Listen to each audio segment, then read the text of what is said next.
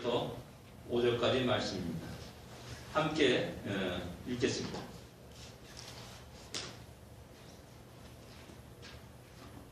같이 읽겠습니다. 베드로전서 2장 1절부터 5절까지 말씀입니다. 같이 읽겠습니다. 그러므로 모든 악독과 모든 기만과 외식과 시기와 모든 비방하는 말을 버리고 갓난 아기들 같이 순전하고 신령한 것을 사모하라. 이는 그로 말미암아 너희로 구원에 이르도록 자라게 하려 함이라. 너희가 주의 인자하심을 맛보았으면 그리하라.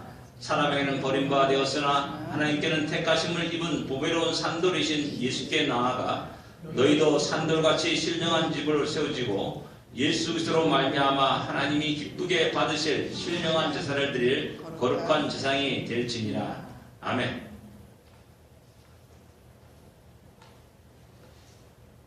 베드로전서는 1장 1절에 보면은 본도, 갈라디아, 갑바도기아, 아시아와 비두니아에 흩어진 나그네에게 쓰여진 서신서입니다. 나그네이기 때문에 많은 세상 살아가는 데 있어서 많은 어려움과 도전들이 있습니다.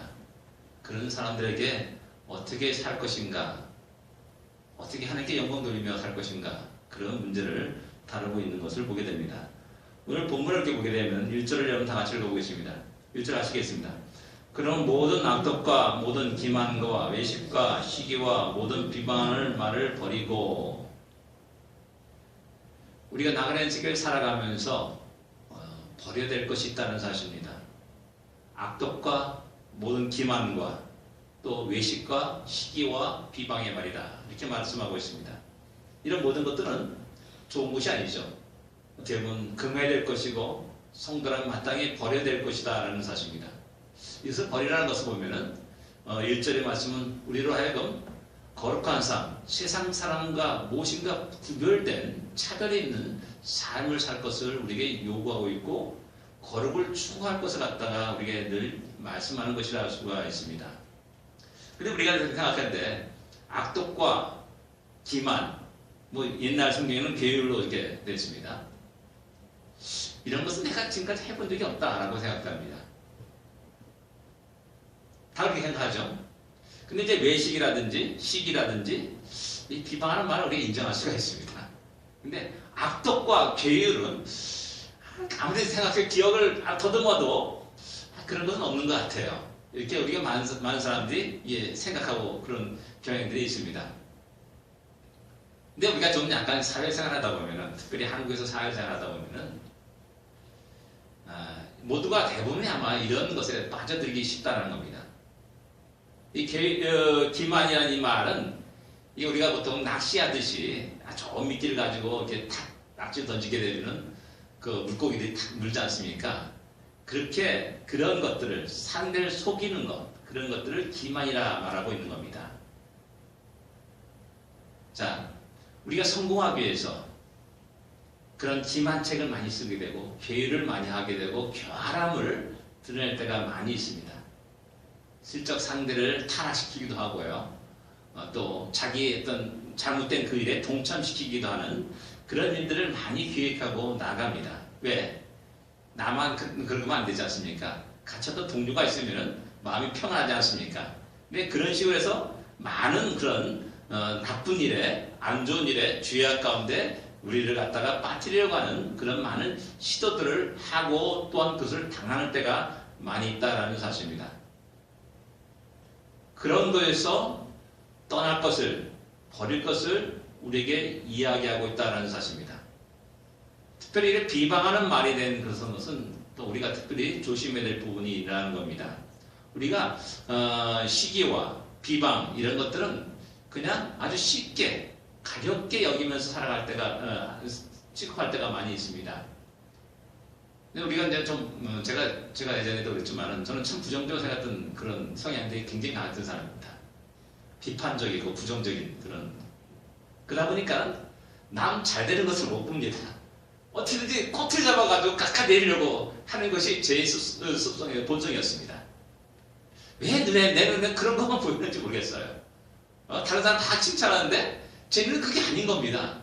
그러니까 단점을 탁 얘기하고요. 또 깎아내리고 해요. 그러면 자연스럽게 그 사람이 또 나름대로 슬쩍 비방도 받게 되고요. 그러니까 내 자신이 나의 모르는 사이에 그런 일들을 너무나 즐겨 해놨던 나의 과거의 모습이 있다는 사실을 고백하지 않을 수 없는 겁니다.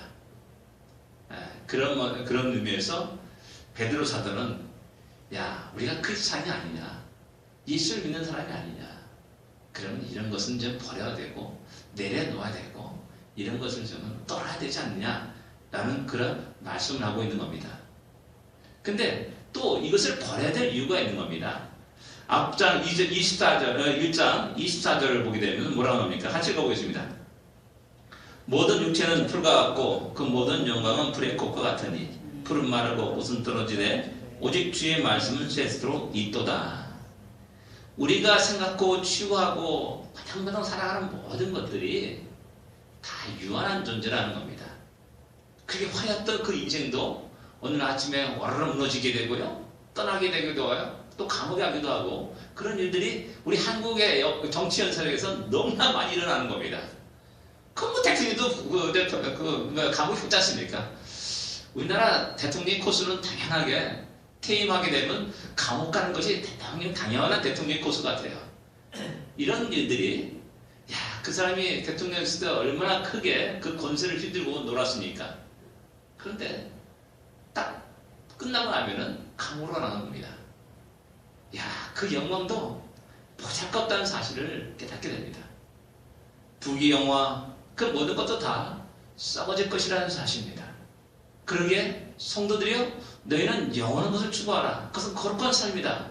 세상 사람이 갖고 있는 그 성공을 위해서, 권력을 위해서 치달아가고 있는 그 모든 것들이 그것을 위해서 취하는 악독과 기만과 외식과 시기와 비방의 모든 것들이 다 헛된 거다 라고 말하면서 이야기하고 있는 겁니다. 거룩한 것, 영원한 것, 유한한 것이 아니라 영원한 것을 추구하며 살아가는 진정 크리스찬의 모습으로 살 것을 우리에게 이야기하고 있는 겁니다. 버리라는 말 속에는 아직도 그것을 가지고 있다는 의미가 내포되어 있음을 우리는 알 수가 있습니다. 왜 버리지 못합니까? 왜 여전히 그것을 가지고 있습니까?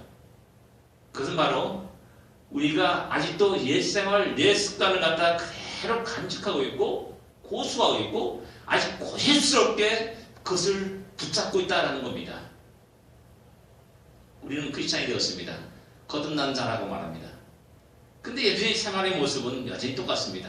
우리 언어 생활은 여전히 똑같습니다. 욕하고 비방하고 뭐 이런 이야기가 우리 입만 열면 터져 나옵니다. 옛생활, 옛습관 그대로를 가지고 살아가는 우리들의 모습 때문에 베드로서는 다시 버리라, 내던져 버리라 라고 이야기하고 있는 겁니다. 우리가 새로운 신분이 입었지 않느냐, 새로운 피조물이지 않느냐, 구원받은 존재가 아니냐, 그러면 옛날, 옛 옷은 던져 버려야 될 것이 마땅하다라는 겁니다. 근데 우리의 고집이 여전히 아직도 그것을 버리지 못하고 간직하고 있는 그런 모습을 보게 됩니다. 제가 이제 마틴 있을 때 아주 독특한 그 젊은 사람을 봤습니다. 마틴 있을 때. 그 두 사람이 이제 결혼해가지고 한 가정을 이제 꾸려가지고 한국에 살고 있는데요. 그 가정을 딱, 이제 신방 가서 딱 그 집에 들어가가지고 깜짝 놀랐습니다. 뭐에 흔들어냈냐면은, 우리 옛날에 쓰던 양은 그릇 있지 않습니까? 다 찌그러진 것도 버리자 그대로 보관하는 겁니다. 아니, 어떻게 이걸 지금까지 갖고 있느냐? 그걸 어떻게 버리냐고. 아까워서 버리지 못하겠다고. 아니, 그 두 사람은 참 이렇게 아주 알뜰살뜰한 겁니다. 근데 우리들을 볼 때는 너무 이상한 겁니다. 뭐 옛날 아주 그 고리타분한 거 다 쓰레기 같은 거, 그런 걸 버리자 그대로 모아가지고 그걸 또 태우고 있어요. 어쩜 우리의 신앙생활의 모습이 그런 것은 아닌가 하는 생각을 하게 됩니다. 우리 주님은 우리에게 새로운 옷을 주십니다. 새로운 복을 주시고 은혜를 주십니다. 근데 옛날에 먹었던 그냥 보리밥 그런 거 먹으면서 살아가려고 하는 그런 이상한 모습이 우리의 모습은 아닌가. 그래서 옛생활을 버리지 못하는 우리들의 모습 한번 볼 수 있어야 될 줄 압니다. 또 어떤 경우가 있냐면은 버렸습니다. 그러다가 다시 시간이 되었을 때 다시 내 주머니에 집어넣는 겁니다. 자, 우리가 예배 시간에 나왔을 때 우리 기도하면서 우리 주여 내 모든 염려를 다 주께 맡깁니다 하고 다 내려놓습니다. 그 나갈 때 어떻게 됩니까? 다 주다가 집어가지고 다시 주머니에 넣고 가면 나가면서 이런 걱정이 있는데 어떻게 하지? 이러면서 고민해서 나가는 게 우리의 모습이 아닙니까? 예. 그와 마찬가지로 우리가 버려야 될 것이 있는데, 예, 잠깐 버렸습니다. 내려놓았습니다. 그런데 다시 그것을 내가 짊어지고 살아가는 그런 경향들도 많이 나타납니다. 왜 이런 현상이 나타나냐 하면, 나그네라는 그 말에서 우리는 짐작할 수가 있습니다. 나그네, 이런 반대되면 뭡니까? 예, 거주자라고 말할 수 있죠. 거기에 터줏대감, 그런 사람들. 텃세가 굉장히 심합니다. 그 속에 나그네가 살아가는 것은 순탄치 않습니다.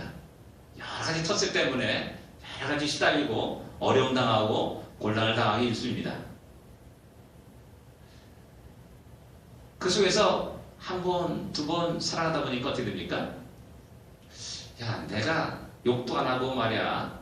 또 이제 좋은 사람으로 잠깐 비춰보니까는 저 사람들이 나를 바보 취급하는구나 라는 그 생각이 슬그머니 올라오는 겁니다. 그렇죠? 그럴 때 종종 있어요. 그럼 어떻게 됩니까? 나도 똑같이 이는 이다, 눈으로 갚아줘야 되는구나. 그래야지 내가 이 세상에 살아갈 수 있구나 라는 이 생각으로 싹 돌아버립니다. 그러면서 나도 똑같이 저 사람들을 욕을 하게 되면 나도 더 강한 욕을 하면서 막 대들어야지만이 상대가 기구죽어서 쑥슬머니 물러나는 그런 일들을 많이 경험하게 되죠. 그러니까 세상 살아가는 지혜는 이거구나. 세상 살아가는 도리는 이것이구나. 내가 성공하는 것, 그런 모든 것을 이런 방법을 할 수밖에 없구나 라는 그 생각으로 갖게 되는 겁니다. 그러니까 악독을 버려라, 또한 회율과 기만과 시기와 비방의 말을 버려라 라는 이 말은 그건 말도 안 되는 소리입니다. 어떻게 세상 살아가면서 세상이 얼마나 악한데 그거 같이 대하지 않으면 난 당할 수밖에 없습니다. 바보 취급당합니다 라는 그런 생각을 갖게 되고, 그래서 그것을 짊어지고 나갑니다. 그래서 사람들이 말합니다. 교회에 들어올 때는 아주 천사처럼 들어옵니다. 다 내려놓습니다.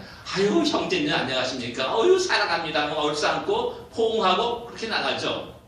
그래서 딱 나가는 순간에는 완전히 얼굴 색깔이 바뀌게 되는 거예요. 말이 바뀌게 되는 거고요. 또 행동이 탁 바뀌어버리는 겁니다. 긴장하죠. 그리고 절대 나의 약점을 보이지 않으려고 탁 애를 쓰며 나갑니다. 똑같습니다. 뭔가 모순된 모습을 우리가 스스로 보여주고 있는 겁니다. 교회 생활과 밖에서의 사회생활과 완전히 다른 모습을 보여주고 있다는 겁니다. 그래서 교회에서는 아이고 형제님 사랑합니다, 찬양합니다 이런 말을 아주 쉽게 얘기하는데, 밖에 나가는 순간에 세상과 전혀 다를 바 없는, 전혀 차별이 둘 수 없는 그런 방법으로, 어떤 그런 가치관으로 가지고 살아가게 됩니다. 치열하게 살아갑니다. 이것이 우리의 성도의 삶의 모습임을 또 새롭게 볼 수 있어야 됩니다. 근데 그런 사를 향하여서 베드로 사도는 얘기하는 겁니다. 세상이 악하게 될지라도 그것을 결코 그걸 따라서 본받으면서 살아가지 말 것을 이야기합니다. 어떤 상황과 어떤 환경 속에서도 크리스찬의 본분을 잊어버리지 말고 그 거룩한 삶을 살 것을 우리에게 늘 요구하고 있고 추구하라고 말씀합니다. 그것이 우리가 진정으로 살 길임을 말씀하고 있는 겁니다. 왜? 그런 데를 통해서 하나님 당신이 전능하심을 나타내기 때문에 그렇습니다. 내가 당하는 것 같은데요, 실제 뚜껑을 열어보면 당하는 게 아니라 오히려 하나님이 돌보심과 역사하심이 있고 저 사람이 오히려 망하는 그런 일들이 많이 일어난 것을 볼 수가 있는 겁니다.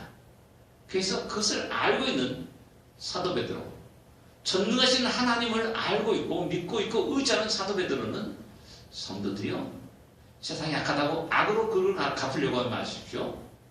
도리어 우리는 더욱더 선하게 착하게 살 것을 이야기하고 있는 겁니다. 두 번째로 2절을 다 같이 한번 읽어보겠습니다. 2절입니다.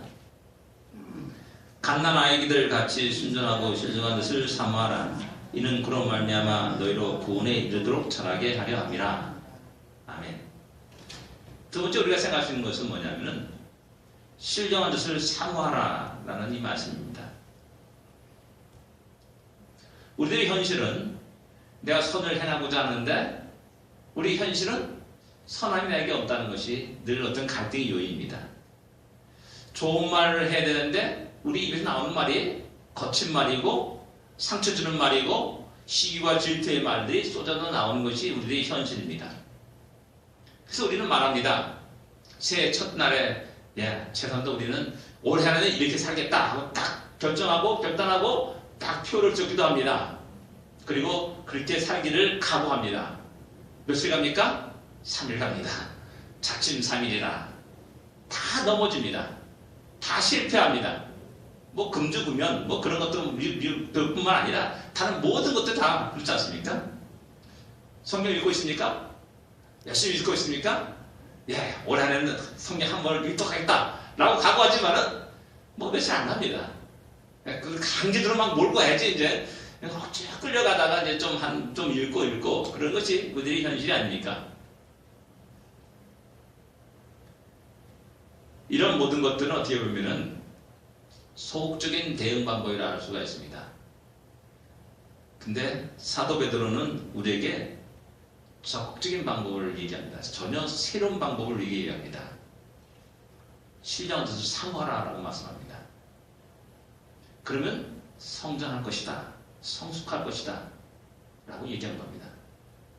내가 성장해 나갈 때, 영적으로 성장해 나갈 때 내가 그렇게 버리려고 했던 그 모든 것들이 자연스럽게 문제 해결되는 것을 발견할 수가 있습니다. 미국에 오면 이제 잔디, 어디가 다 잔디지 않습니까? 근데 봄날이 되게 되면 잔디밭에 뭐가 나옵니까? 노란 꽃이 쫙 핍니다. 우리 너무 좋아합니다. 민들레가 피었구나 하면서 너무나 좋아하는데 미국 사람들은 그걸 다 뽑아야 될 대상으로 여기고 잔멸해야 될 대상으로 여깁니다. 그래서 뭐 민들레 제거하는 약도 뿌리기도 하고요. 뭐 별의별 다 합니다. 잔디를 파릇파릇하게 쫙 갖고 있는 방법 하나는 민들레를 계속 뽑아내는 겁니다. 그러면 깨끗해지겠죠? 근데 이 민들레라는 놈이 한없습니다. 아무리 뽑아도 없어지지가 않아요. 또 나고 그래요. 아주 지독한 게 민들레입니다. 또 다른 방법은 뭐냐면 잔디를 강하게 키우는 겁니다. 비료를 주고 민들레 뿌리가 씨앗이 떨어져서 뿌리를 내지 않도록 아주 강하게 키우는 겁니다. 우리는 어떤 방법을 쓸 수 있겠습니까? 어때 앞에 1절의 부분은 버리라는 부분은 어떻게 보면 소극적인 대응이라 할 수가 있습니다. 근데 더욱더 근본적인 것은 뭐냐면 적극적으로 내가 신령한 것을 사모하며 내가 성숙한 모습으로 자라가야 된다는 겁니다. 이것이 없으면은 잠시 잠깐 없어진 것 같아요. 민들을 뽑아보면 없어졌구나 라고 생각하는데 조금 있으면 그대로 또 나오는 겁니다. 얼마 있으면. 성경 우리에게 이 세상에 이길 수 있는 영적인 승리를 할 수 있는 비결 속에 하나가 뭐냐면 적극적으로 대응할 것을 이야기합니다. 사탄 마귀를 피해서 도망가는 거 좋습니다. 안 걸리죠? 그러나 성경은 우리에게 말합니다. 대적하라 라고 말합니다. 그리고 창세기 4장 7절에 보면 하나님이 가인에게 말하기를 뭐라고 이렇게 말합니다. 선을 행치 아니하면 죄가 문에 엎드리리라.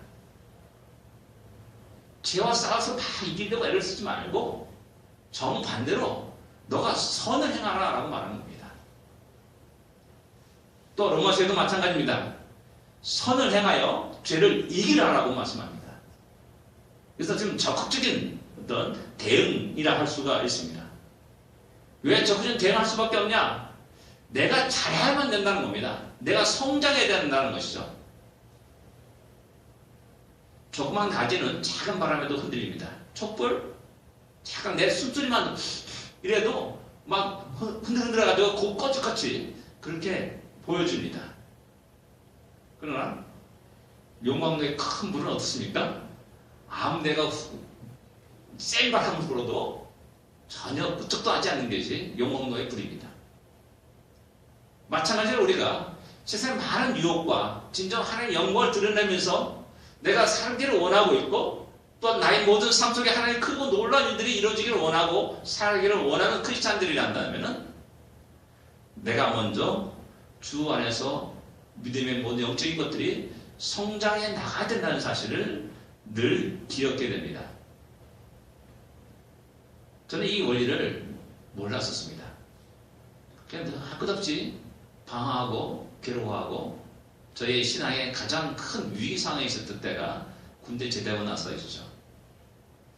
그러다가 어느 수련회를 참석했고 그래서 그분이 한 말씀을 아직도 잊지 않는 겁니다. 착각하는 게 뭐냐면 우리 성도들은 구원받음으로 해서 만족한다. 그러나 구원 이후에 예수 영접 이후에 우리 끝없이 성장해 나가야 된다는 사실을 이야기하는 겁니다. 성장해야만이 열매를 맺을 수가 있는 거죠. 묘목이 어떻게 열매를 맺을 수가 있습니까? 과일을 맺을 수가 있습니까? 1년도 안 된 사과나무가 어떻게 사과를 맺을 수 있냐는 겁니다. 아니지 않습니까? 성장해 나갈 때 자연스럽게 풍성한 열매가 일어난다는 겁니다. 갓난아이 관심은 오직 엄마의 젖에 있습니다. 젖으로 만족합니다. 그리고 그 젖을 먹으면서 무럭무럭 자랍니다.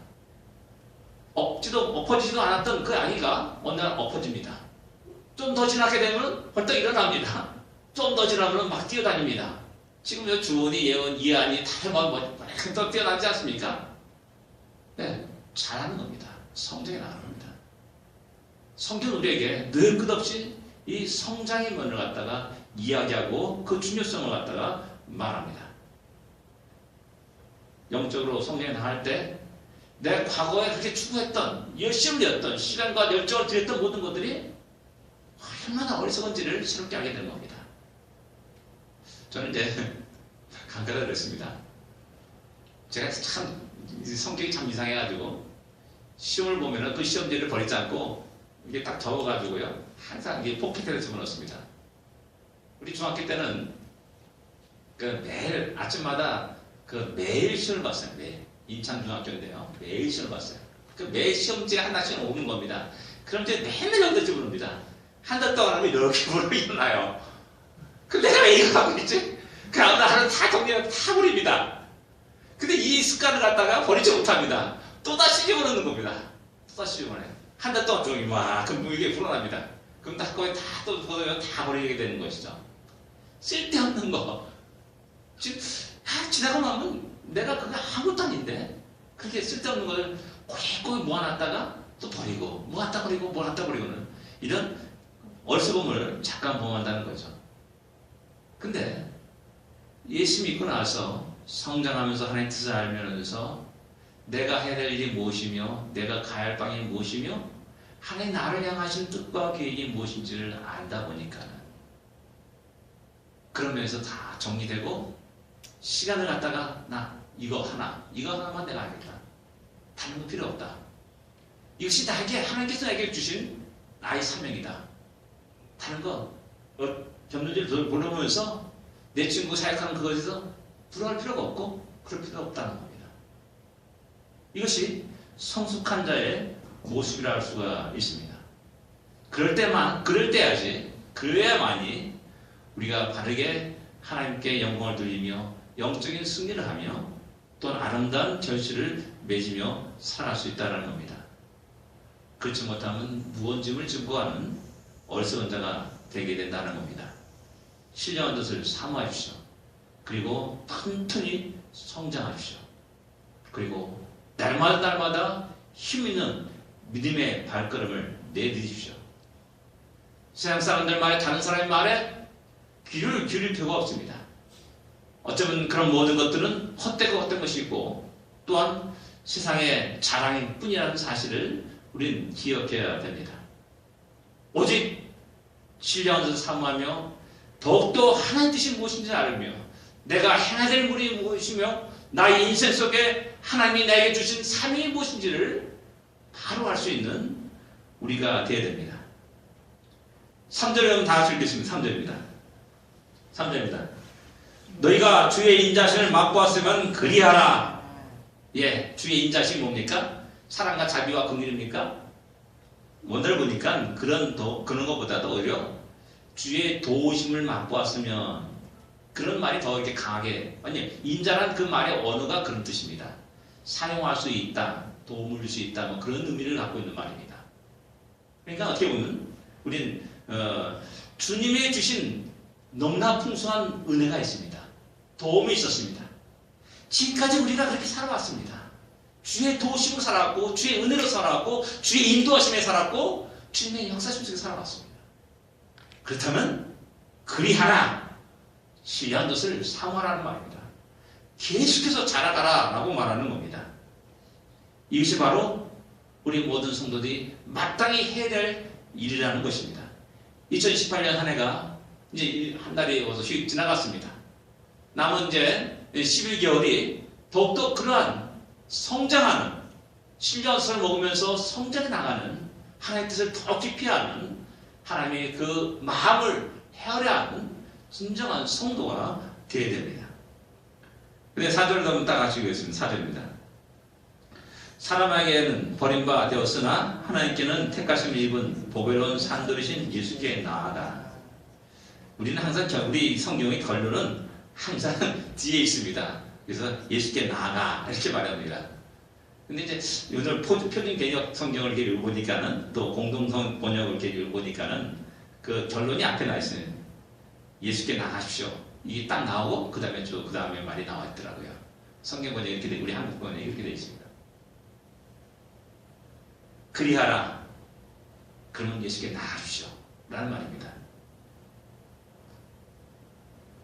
신령한 적과 예수와는 뗄래야 뗄 수 없는 겁니다. 신령한 적, 그것은 주의 말씀입니다. 그 말씀의 핵심은, 중심은 예수 그리스도입니다. 너희가 성경에서 영생할 의미를 알고 성경을 상고하거냐? 그 성경이 누구에게? 나에게 대한 증거다라고 말씀합니다. 그러니까 성경을 읽으면 읽을수록 주님께 나가게 되는 겁니다. 주님의 그 놀라운 은혜와 사랑과 그 깊이를 알게 되는 겁니다.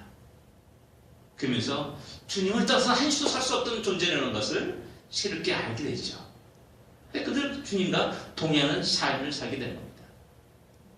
근데 여기서 우리가 생각하시는 건 뭐냐면, 산돌이신 예수께 나오라 이렇게 말씀하고 있는 겁니다. 산돌. 우리나라 사람들은 돌이라는 것을 부정적으로 생각하죠. 돌머리 하면 어떻게 됩니까? 좀 부정적인 그런 겁니다. 그래서 성경은 예수님을 반석, 돌로 이렇게 표현할 때가 많이 있고요. 그렇습니다. 이 묘사가 주는 의미가 뭐냐라는 겁니다. 이 묘사를 좀 이해할 필요가 있는 것은 뭐냐? 이해할 필요가 있는 것은 좀 여호수아서를 우리 보면 알 수가 있습니다. 가나안 정복을 위해서 여호수아가 가나안 땅을 들어갑니다. 이스라엘 백성이 들어갑니다. 근데 아주 그 여호수아에는 중요한 세 가지 돌무더기가 있습니다. 첫 번째 돌무더기가 뭐냐면 길갈에 세워진 12개의 돌입니다.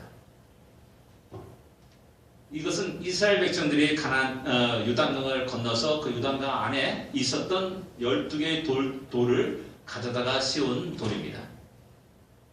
하나님이 행하신 크고 놀라운 기적의 역사를 갖다가 그대로 보여주는 돌이라 할 수 있습니다. 그래서 많은 사람들이 왔다 갔다 하면서, 야, 이 돌이 문제 아니냐? 우리가 요단강을 건넜던 증거다라고 아버지는 아들에게, 할아버지는 손자에게 이야기하는 것이죠. 또 다른 돌무더기는 여리고성입니다. 여리고성이 와르르 무너졌습니다. 그리고 그것을 다시 건축하지 못하도록 여호수아는 이야기합니다. 저주를 얘기합니다. 건축한 자는 저주를 받을 것이다 라고 말하면서 이야기하죠. 하나님이 행하신 크고 놀라운 일들을 그대로 증거해 주는 것이 여리고성의 돌무덤입니다.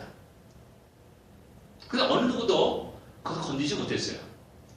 아방 때 히엘이라는 사람이 야, 이 여리고성을 다시 건축하자 라고 시도했다가 결국 여호수아의 그 예언대로 저주대로 마다들과 말자가 죽는 그런 일이 발생하고 있는 겁니다.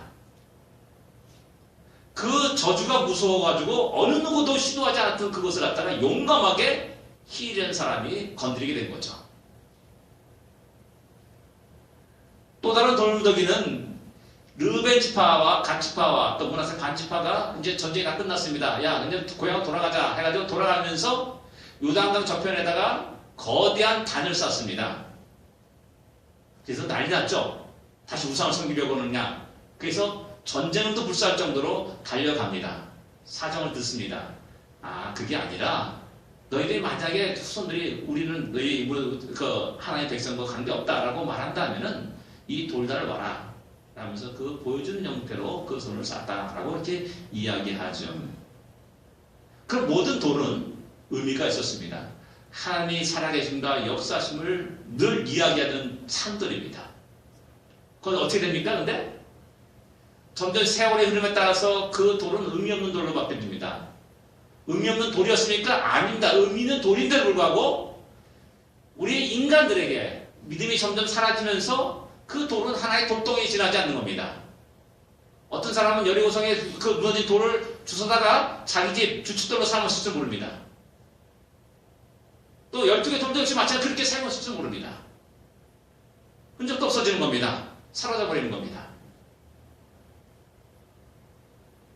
그런데 우리 인간은 하나님과 한 약속과 언약들을 그런 결단들을 잊어버리지만은 하나님은 결코 잊지 않으시고 다시 그 돌을 세우십니다. 이 장면이 어디서 나타나냐면 엘리야가 갈멜산에서 바알 선지자와 대결해서 나타납니다. 엘리야 선지자가 12개 돌을 주워가지고 쌓아서 놓습니다.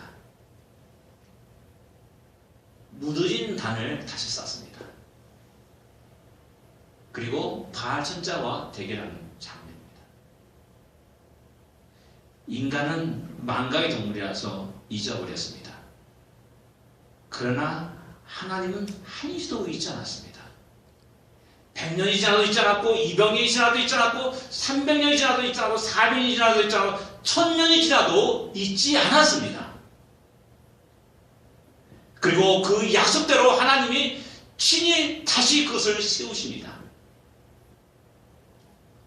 이것이 하나님이 행하신 그 놀라운 일임을 성경은 우리에게 이야기해주고 있습니다. 산들이신 예수, 그게 무엇입니까? 하나님이 육신을 입고 자기 백성에게 자기 땅으로 돌아왔습니다. 그런데 그 백성은 그 메시아를 소리치고 했습니다. 던져버렸습니다. 이세서 50년 전에 그 사실을 너무나 정확히 말합니다. 우리가 보기에는 흥분할 만한 것이 아무것도 없다. 아름다운 것이 없다. 라고 이렇게 말하고 또 그분을 십자가에 죽이기까지 합니다. 그런데 하나님은 그를 세우십니다. 모든 인류 앞에 세우십니다. 죽음이냐 삶이냐 그 기준점으로 놓으십니다.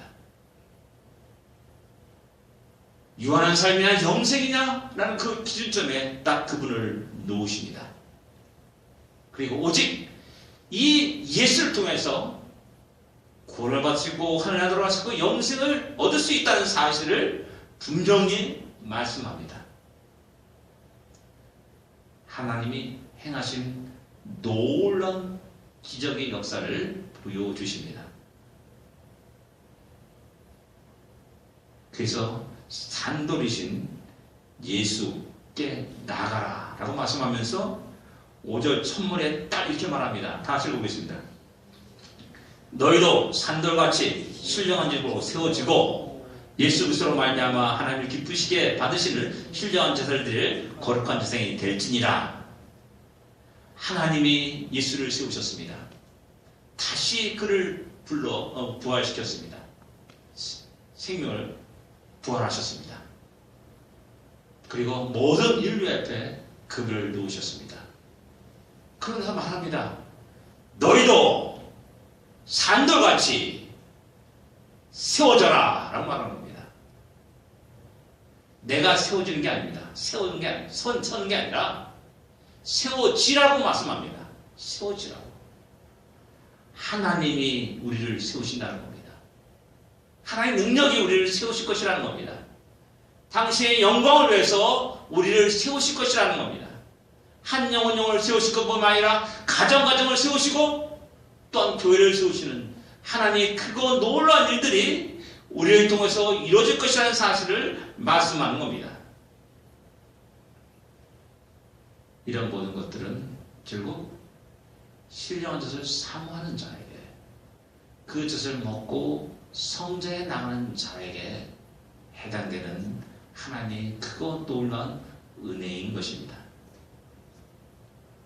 우리가 또한 그 대상이 되는 겁니다.